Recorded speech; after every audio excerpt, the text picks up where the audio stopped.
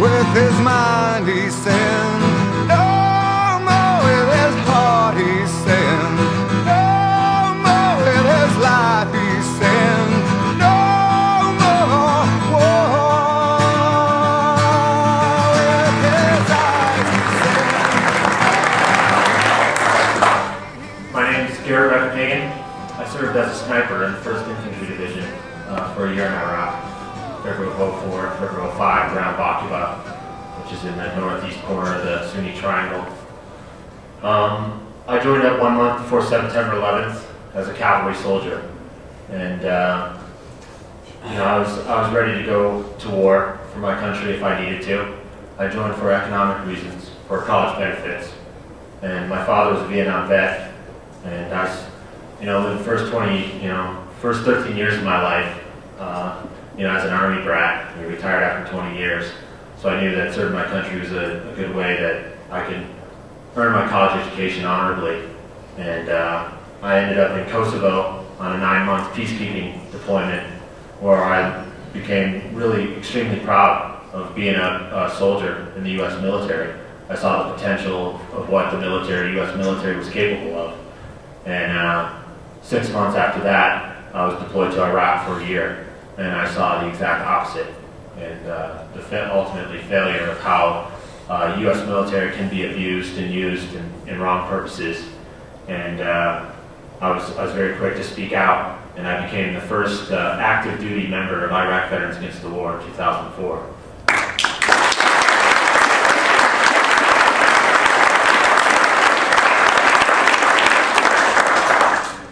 So now I'm back here in Colorado Springs. I went to high school in Manitou Springs, so I call Colorado home. And I'm proud to say that Colorado Springs was the first national chapter of IVAW.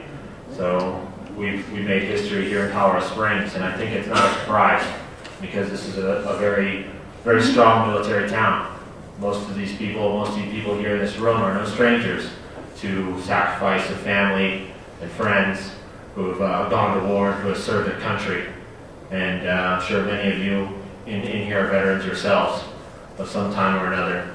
So basically I was upset, and I came back, and this country was built on dissent, and this country was built on people who were strong and had the courage to stand up when they saw something that was wrong.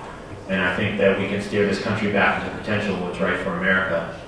So I met Thomas Young in the movie. You've seen me a couple times supplying some comedy support. So I met Thomas in 2005 after I came home, and we met at a rally in Washington, D.C., and we've been friends ever since. And I'm sad to say that recently Thomas went into a coma. He had a blood clot, and he was denied oxygen for some time, and resulted in a coma that he was in for a while. And he finally came out of that, and then there were other complications. He got a pneumonia, which is severely deadly. For his type of paralyzation, he can't cough because the paralyzation is so high in his chest. So he's been on a ventilator for a long time, but he just recently got transferred to Chicago, which has the best rehab center in the nation. And he's gonna be off the ventilator soon. He's gonna be able to talk again. And hopefully by the Democratic National Convention, we can get Thomas Young out here to Colorado to speak to everyone. But it's been a rough go. And as you can see in the film, there's a lot more to it than just not being able to walk for a paralyzed veteran. And I'm glad that everyone stayed here with an open mind. And it's hard to sit through. I call it bad medicine. It tastes horrible going down. But I think it's what our society needs to really heal, is to really swallow this, really look at it, really get involved, and hopefully we can heal this country and set it right, and set it in the right direction.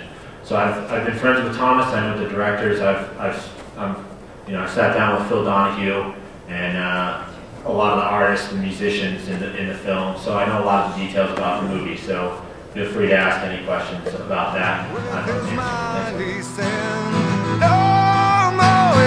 heart he said